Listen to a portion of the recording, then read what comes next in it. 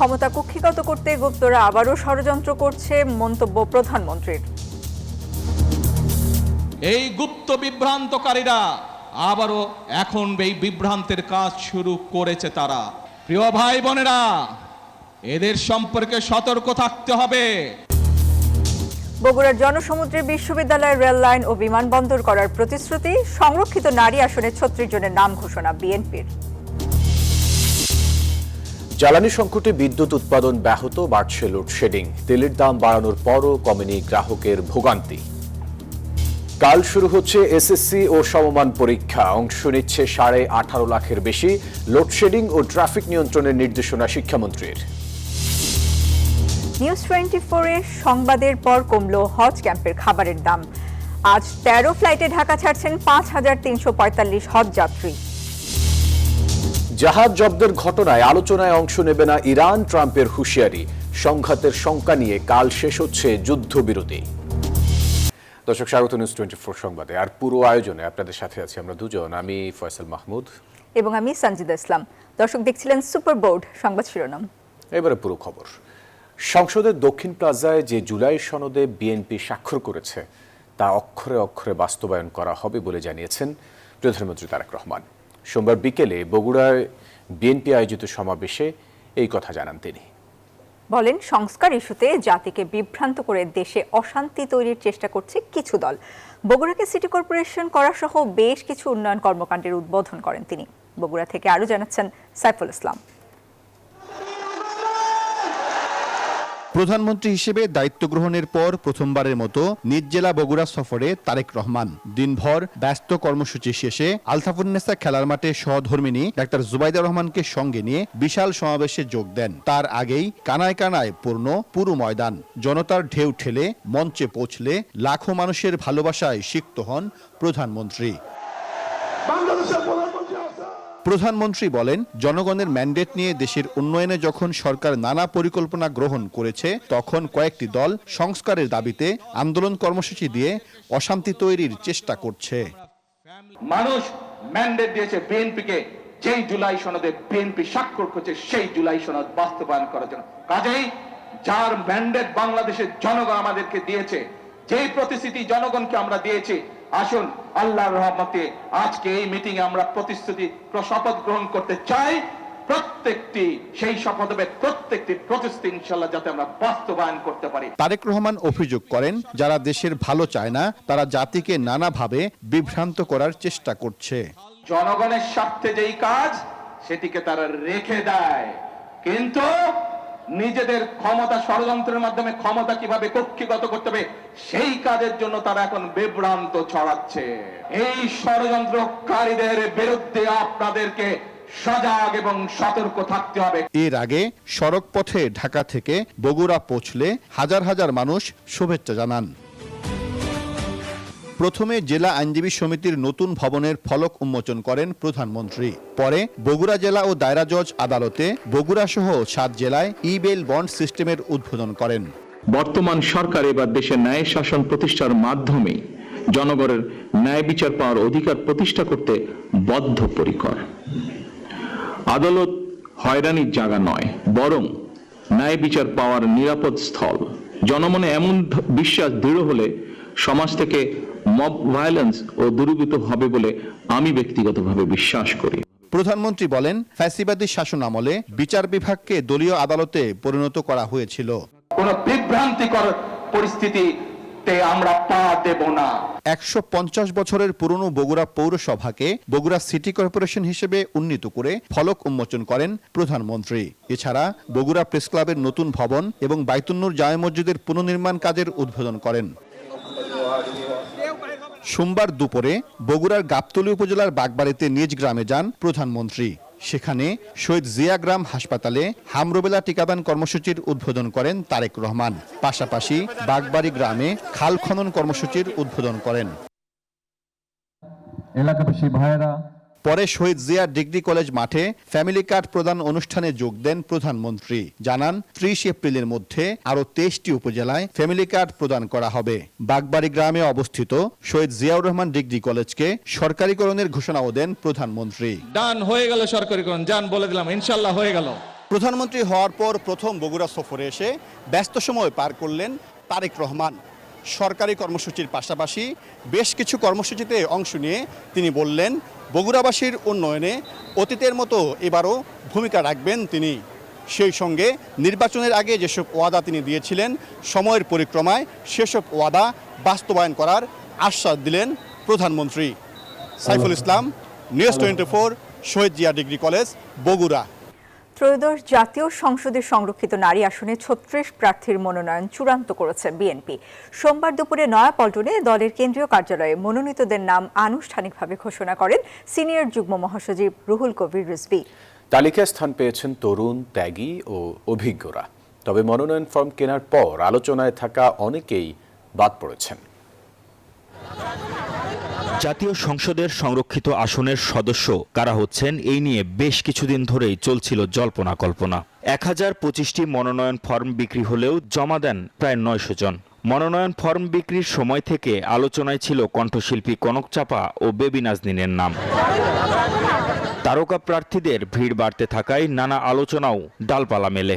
গত শুক্র ও শনিবার প্রায় 900 মনোনয়ন প্রত্যাশী নারী প্রার্থীর সাক্ষাৎকার নেয় দলটির মনোনয়ন বোর্ড।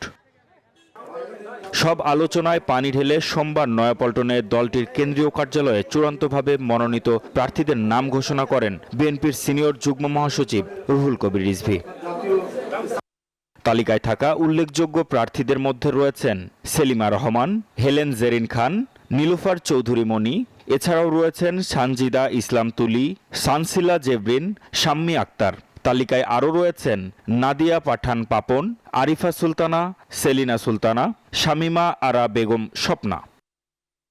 পারিবারিক ঐতিহ্যের পাশাপাশি রাজনীতিতে সক্রিয় ভূমিকা রাখাদের মধ্যে আছেন নিতাই রায় চৌধুরীর মেয়ে নিপুণ রায় চৌধুরী, চট্টগ্রামের সাবেক এমপি সৈয়দ ওয়াহিদুল আলমের মেয়ে ব্যারিস্টার শাকিলা ফারজানা, নরসিংদী 1 আসনের এমপি খায়রুল কবির খোকনের স্ত্রী শিরিন সুলতানা ও স্বেচ্ছাসেবক দলের প্রয়াত সভাপতি শফিউল বারী বাবুর স্ত্রী বিথিকা বিনতে হুসাইন।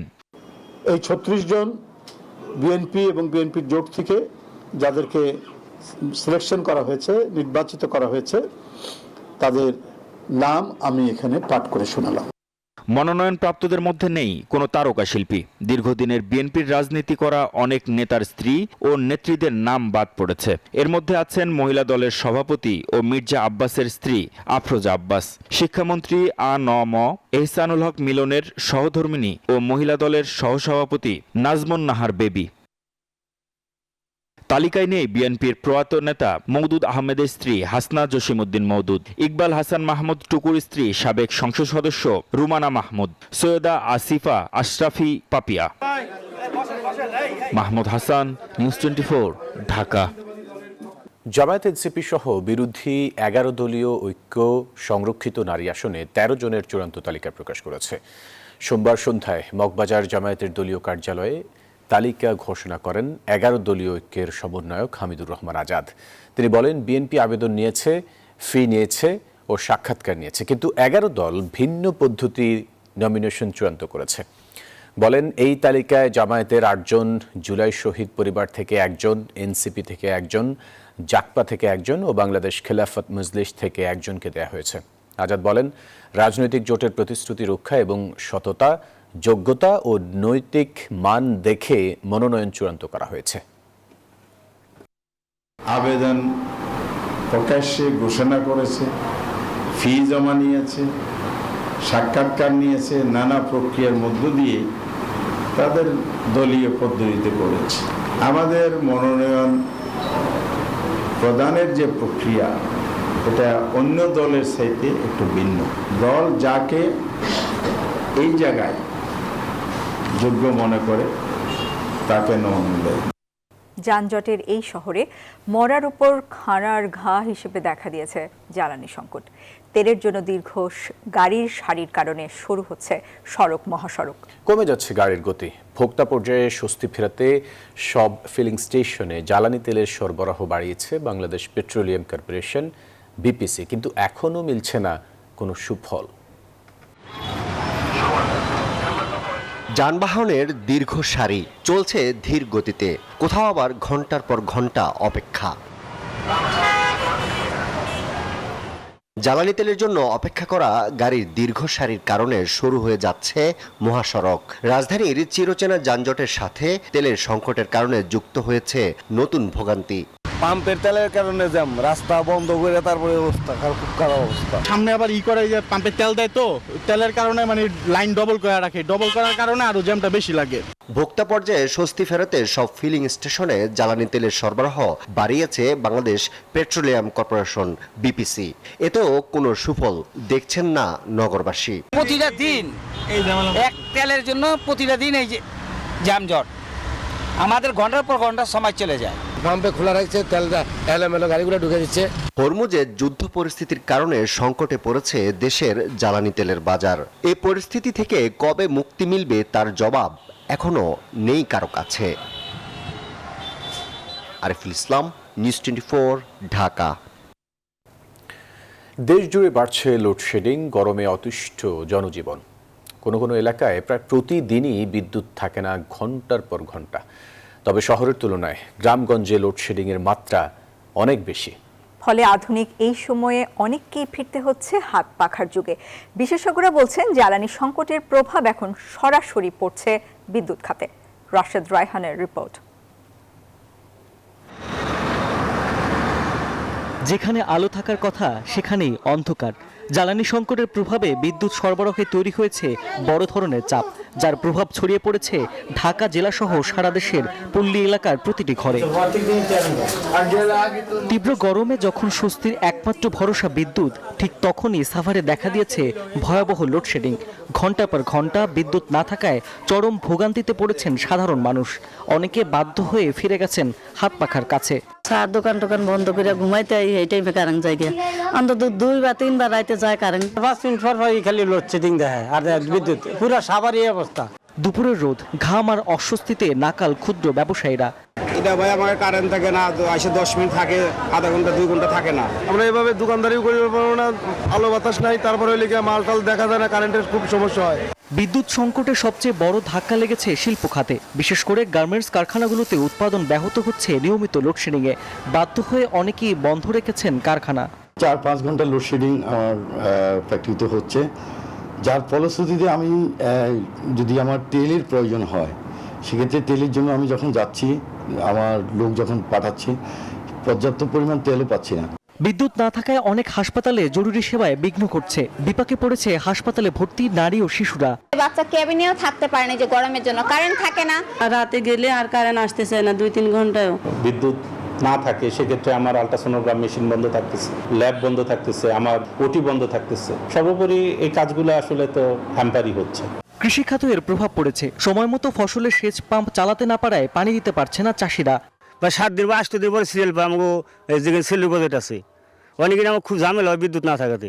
পাওয়ার গ্রিড কোম্পানি ও বাংলাদেশ পিজিসিপির গত কয়েকদিনের তথ্য বিশ্লেষণ করে দেখা গেছে সর্বোচ্চ চাহিদার সময় সারা দেশে লোডশেডিং 2000 মেগাওয়াট ছাড়িয়ে যাচ্ছে।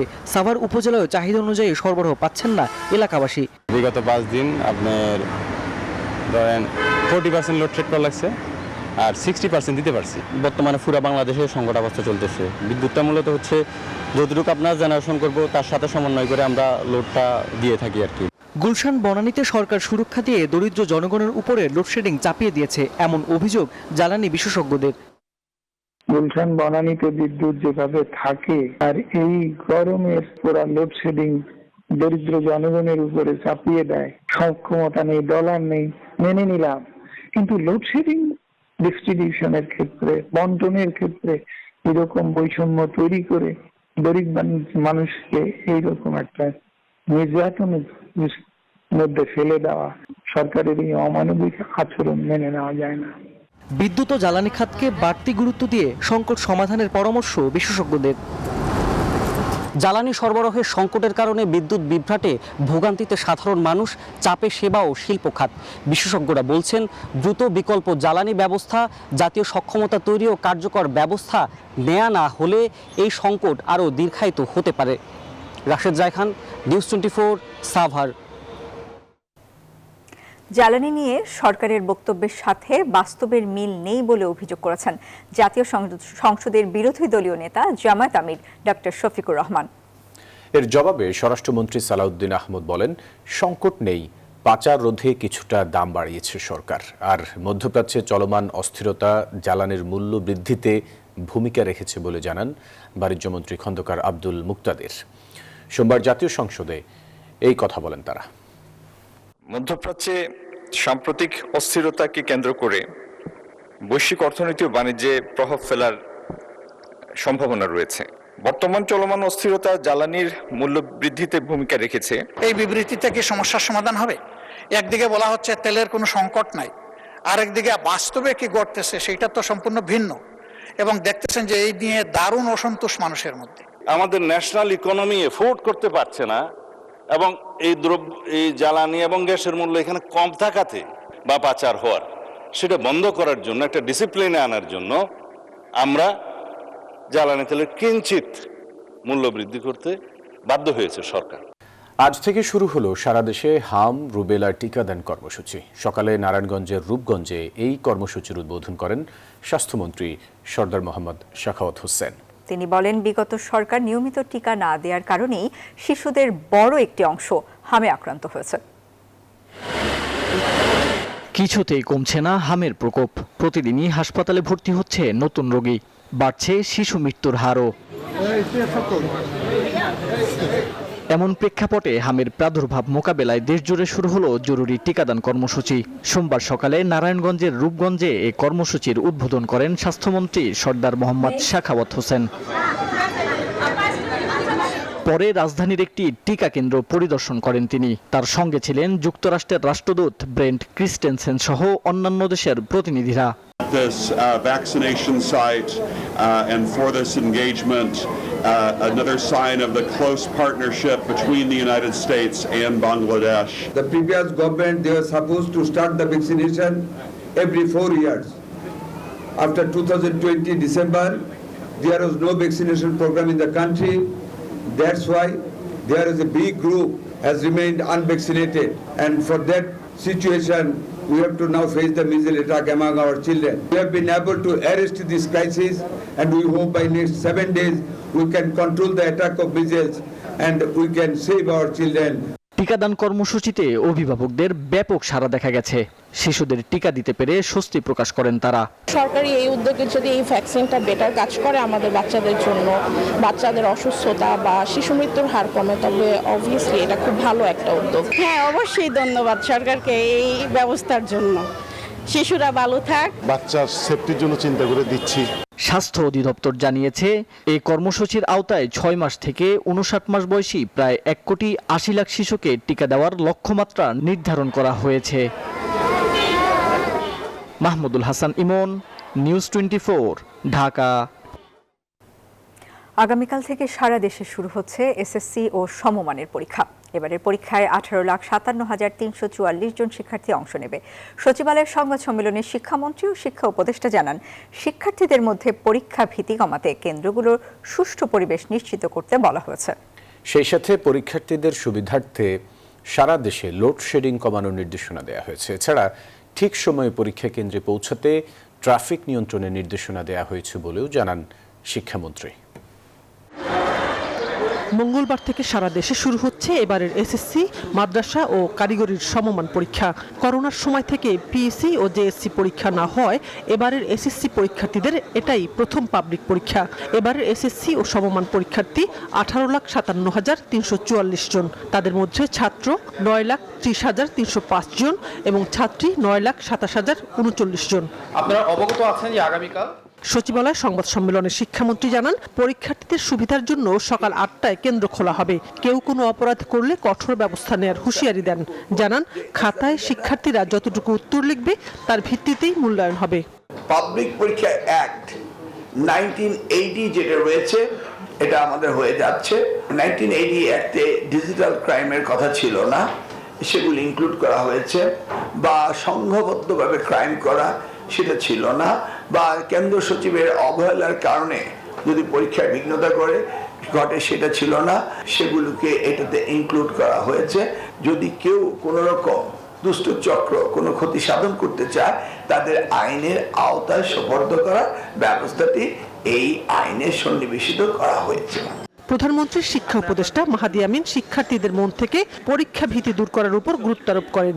জনবান্ধব এবং নির্বাচিত গণতান্ত্রিক সরকার ছাত্রছাত্রীদের মন থেকে পরীক্ষা ভীতি নামক শব্দটি দূর করতে চায়। সাথে সাথে সম্মানিত অভিভাবকদেরও আশ্বস্ত করতে চায় যে আপনারা আপনাদের সন্তানদের নিয়ে অকারণে আতঙ্কিত হবেন না। পরীক্ষার্থীরা যাতে নির্বিঘ্নে শান্ত স্বাভাবিকভাবে পরীক্ষা দিতে পারে, পরীক্ষা হলে এমন পরিবেশ বজায় রাখতে আমরা সংশ্লিষ্ট সকলকে প্রয়োজনীয় নির্দেশনা দিয়েছি, অনুরোধ জানাচ্ছি। এসএসসি ও সমমানের লিখিত পরীক্ষা চলবে 21 মে পর্যন্ত। শাহনাজ ইয়াসমিন, নিউজ 24, ঢাকা। এবারে গ্রামীণ ফোন হজ যাত্রার খবর।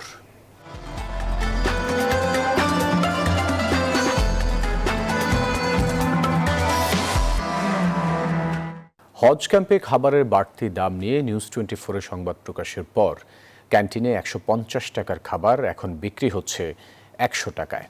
এদিকে হজ যাত্রায় সৌদি পৌঁছেছেন 10,132 জন যাত্রী। আজ 13 ফ্লাইটে ঢাকা ছাড়ছেন 5,345 জন। আশকোনা হজ ক্যাম্পে বোর্ডিং পাস সহ ইমিগ্রেশনের প্রয়োজনীয় কাজ করতে পারছেন হজ যাত্রীরা।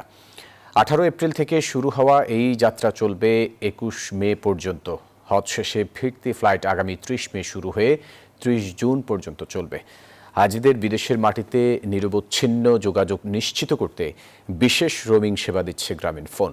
2,499 থেকে 5,999 টাকার মধ্যে 45 দিনের এই প্যাকেজ নিয়ে সৌদি আরবে বসেই পরিবারের সাথে যোগাযোগের সুযোগ পাচ্ছেন যাত্রীরা।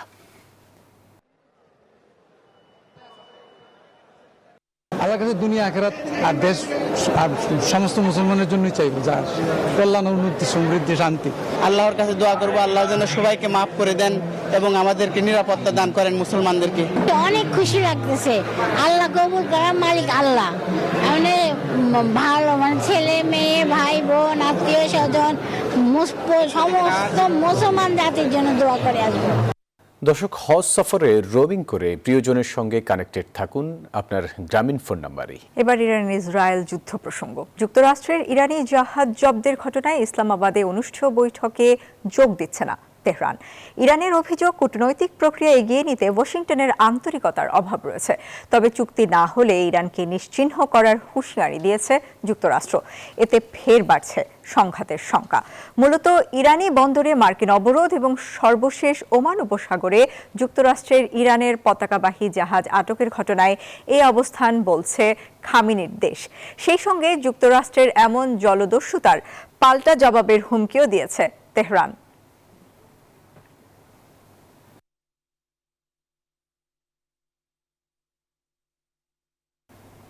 দর্শক, এই ছিল নিউজ 24 সংবাদে। সাথে থাকায় ধন্যবাদ সবাইকে।